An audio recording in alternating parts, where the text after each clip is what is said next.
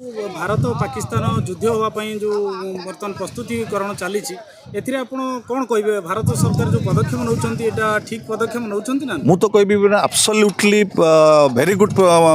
नौ पदक्षेप कहीं पाकिस्तान आम पाखे कि नुह से मैंने निजक खाली बाउस्पट मारुंट आज्ञा 22 ରୁ 25 कोटी जनता को धरी गोटे कंट्री इंडिया आज 140 करोड़ गोटे जन अधिवेश कंट्री तेणु आम पाखे जी सब अच्छी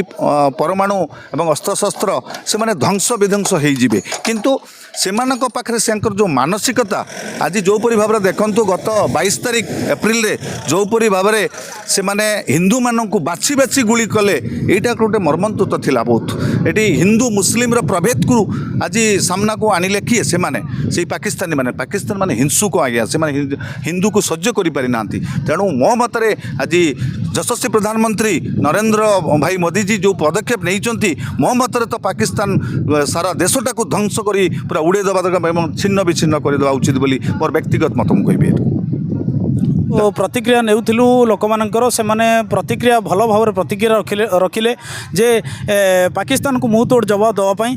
भारत सरकार जो पदक्षेप नहीं एटा गोटे